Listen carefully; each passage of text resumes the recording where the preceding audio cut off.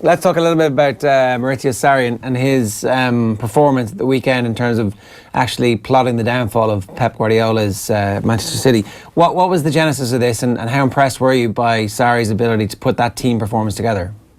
I was really impressed with how Chelsea played, although I guess in a sense they got slightly lucky. It felt a bit like City, not exactly underestimated Chelsea necessarily, but overestimated themselves by not picking a centre forward when they had a serviceable centre forward available. And it seemed like they sort of forgot that they were in a game. They were playing nicely, but they forgot that they're in a game, and to win a game you have to score goals. So they kind of played very nicely in the way that they do and assumed that a goal would turn up at some point.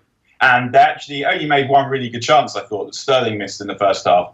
But the thing with Chelsea is that, and I've watched quite a lot of Chelsea this season, is that Sarri has, until this point, been really wedded to his system, his 4-3-3, and the particular way that he deploys it with Jorginho at the base and Kovacic to the left, not sure what Kovacic does, and Kante to the right. And then when things don't go well, he's so fixated and so in love and so entranced by his system that what he does is, if a change is necessary, he replaces a player with the nearest thing to him that he has on the bench. So he might take off Morata and bring on Giroud. He might take off Willian and bring on Pedro. He might take off Kovacic and bring on Barkley. And in doing that, what he's effectively saying is that the problem cannot be one with the system, and when you do it properly, it's infallible. Rather, it's the problem with personnel. And saw this really evident to me when they drew 0-0 at home to Everton. Everton sussed out their system, they got around Jorginho, and they defended quite deeply. And so in that circumstance, what you need is, it's not very fashionable necessarily, but you want a 4-4-2 is quite useful then, because then you've got to go around the sides to get crosses in. If you're putting crosses in, you want more than one centre forward in the box, and you want midfielders arriving into the box. But he didn't do it. He made late changes because he assumed that his 4-3-3 would work at some point, and it didn't. Then happened again against Tottenham, where admittedly they just all really played badly that day and Spurs really played well. But again, the changes that he made were like for like because the system. And then against Wolves, he did the same thing again. But against City, how good City are actually made him think about things slightly differently. So what he did was he played Eden Hazard at centre forward, but he was only nominally a centre forward. He was able to rove around wherever he wanted. And that is much harder to pick up than someone who you know where they're going to be all the time. And what he also did was he played N'Golo Kante a bit deeper and closer to Jorginho, so it was almost like a 4-2-3-1 or a variant of whatever. I mean, these are all numbers, obviously. Players get on the pitch, they run around. But the directed running around was slightly different. And that made a really big difference because it meant that Kante was able to clutter up the middle of the pitch where City like to play, and it meant that Hazard was much harder to mark. So Chelsea did really well to hang in the game in the first half.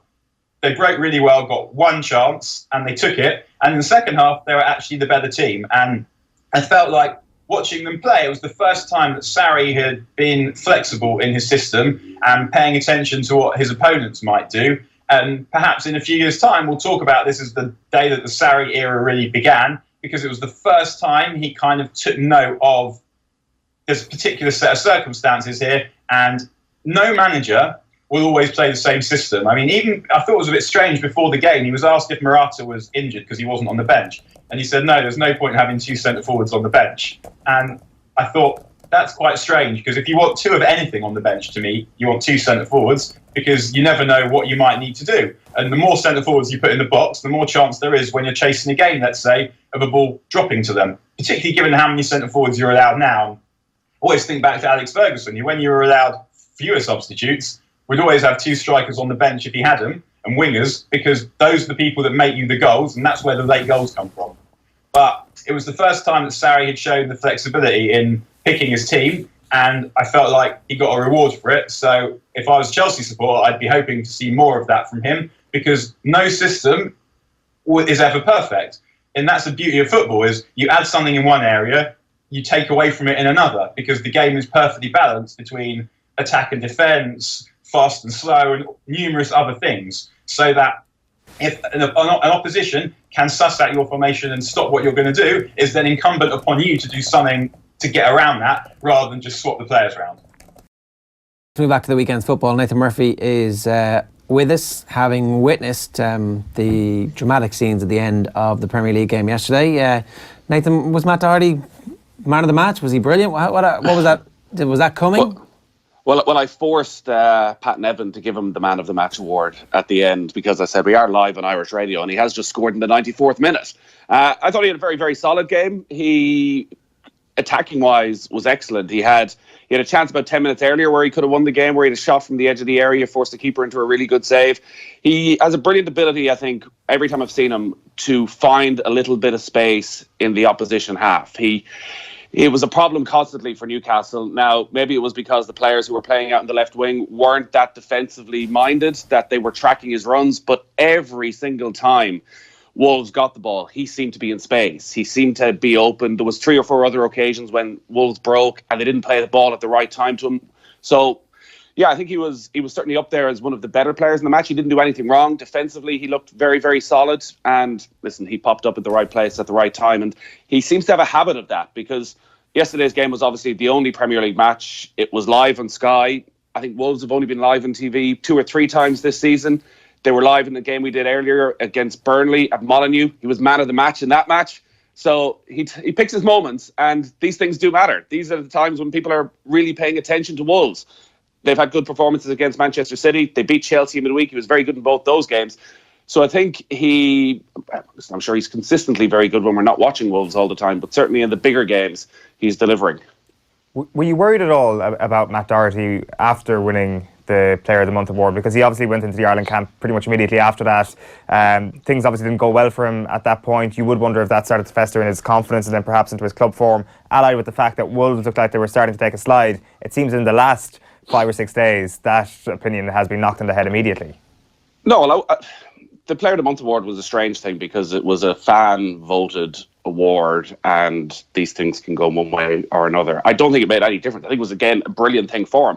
And actually, on a personal level, Ireland probably didn't go that wrong. He started both games at the Aviva Stadium against both Denmark and Wales. They were his first competitive starts.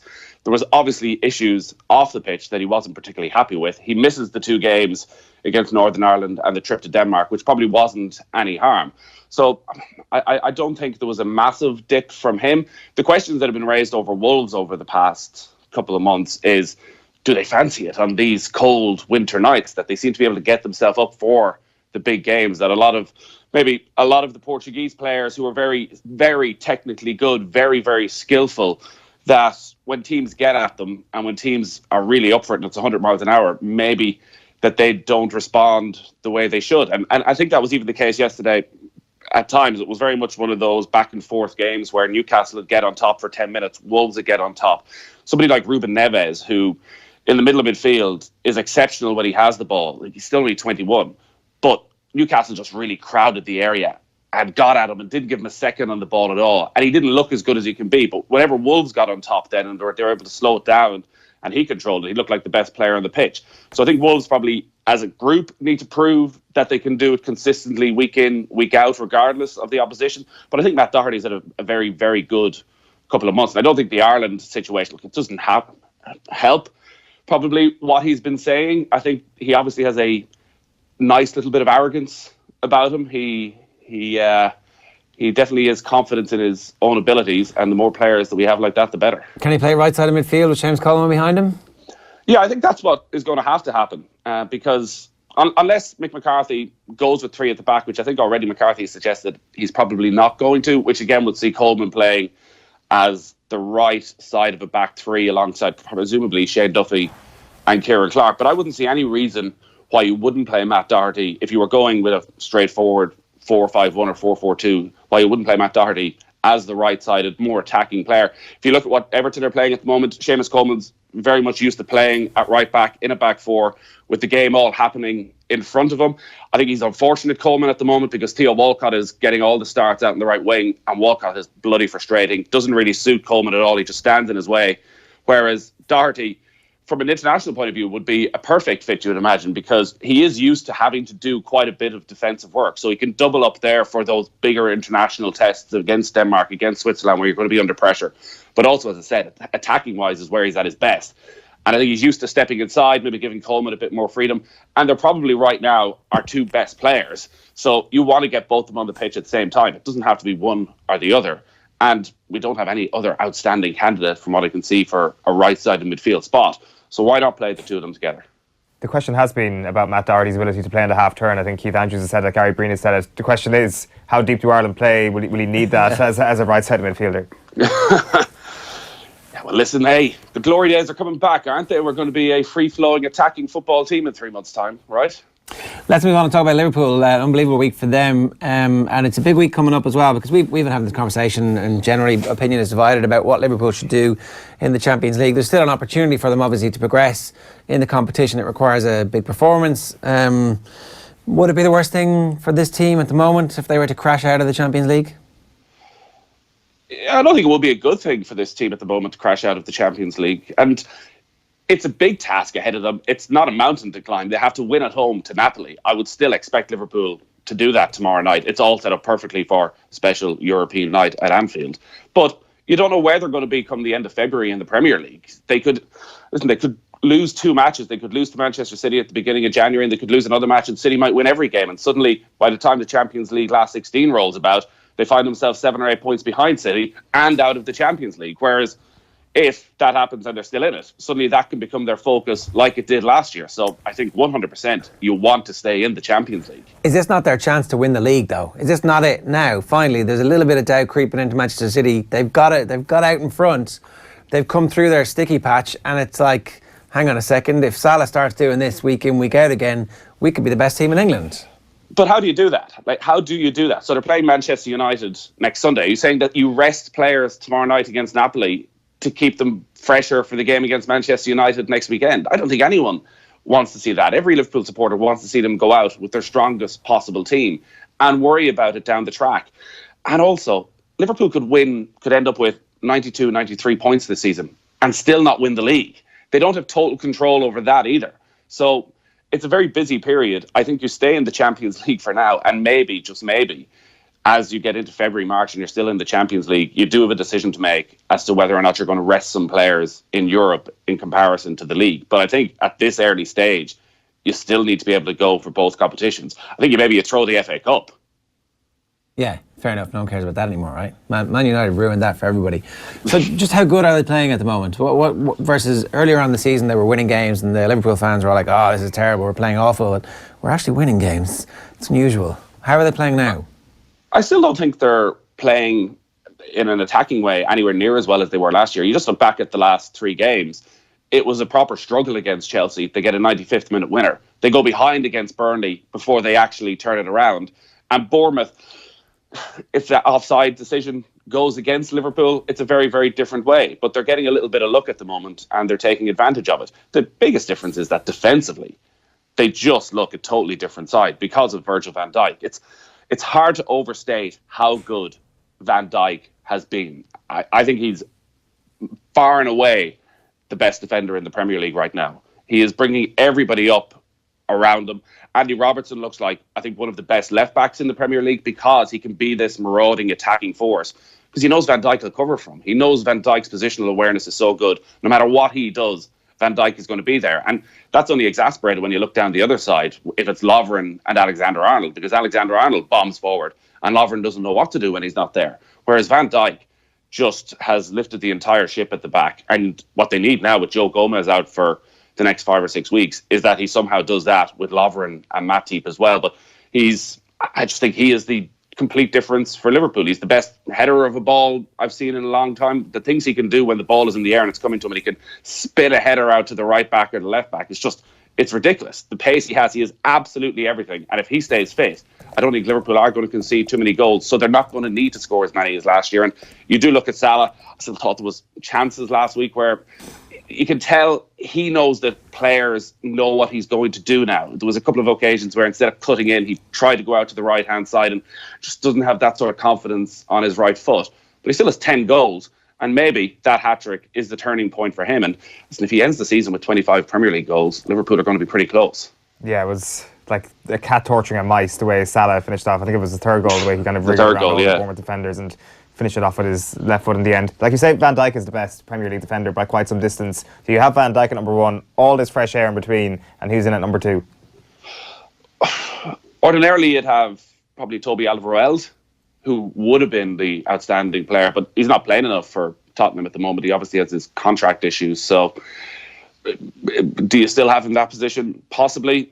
After that, maybe that's the thing for Liverpool. Maybe they have one of the closest players as well in Joe Gomez, who's put himself into the international places. And obviously then John Stones, I think Laporte has been brilliant for Manchester City, doing again, probably similar-ish to Van Dijk in that there's a lot expected of him when the ball is at his feet. But I think Stones and Laporte are up there as well. If we're thinking about City and Liverpool. Go on. If we're talking defenders as a whole, Cesar Azpilicueta. Yeah, it's probably not quite as flash as a purely old school having to defend. He is very, very, very good. When he's on the right of a back three, we probably don't see him the way we did as a wing back and providing the number of assists he did. Yeah, I don't think he ever really puts a foot wrong, but I don't think he's as technically gifted as Van Dijk or Alderweireld or Stones or Laporte. I'm not sure I like that idea where the idea of a Premier League's best defender is such a clear-cut thing. I'm trying my best to rack my brains to challenge the idea that it's Van Dijk here, and it really is quite a short list. But Van Dijk's probably the best defender in world football right now. Like, who else are you going to have with him? I don't think Ramos is having his best season. I don't think Piqué is. Like, who are the other contenders that you're looking at? Again, I think at the start of this season, Varane's had a little bit of a dip in form since the World Cup. You would think that he's certainly in the running for that. But, like, geez, when you look at where the Dutch are going to be for the next 5 or 6 years, if they have De Ligt and Van Dijk fully fit, like, bloody hell. There you go. This took a turn. We somehow managed to dampen the hype on Liverpool while making Virgil van Dijk the best footballer in the world. Best defender, Jared. Best defender. Best defender. But surely, come on, it's Liverpool's league to lose now at this point. They've got to just go, okay, you were saying, oh, they could get 92, 93 points and still not win the league. It's not in their hands. It is in their hands right now. It's in their hands. Yeah, because they are top. But they have a really tough 3 weeks coming up. So they have United coming up next Sunday, having had all the emotion and what will probably be a pretty draining experience at Anfield tomorrow night.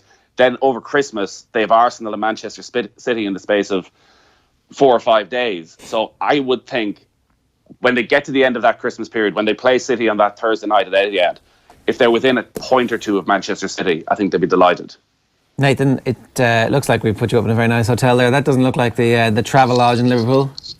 Well, I'm in Newcastle, so sorry, Newcastle, yeah. For starters, it's actually a very nice hotel. I would thoroughly recommend the Hilton Hotel at Newcastle Airport. Oh yeah, something wrong with Airbnb, is there? Well, we've had our issues there as well, Jer.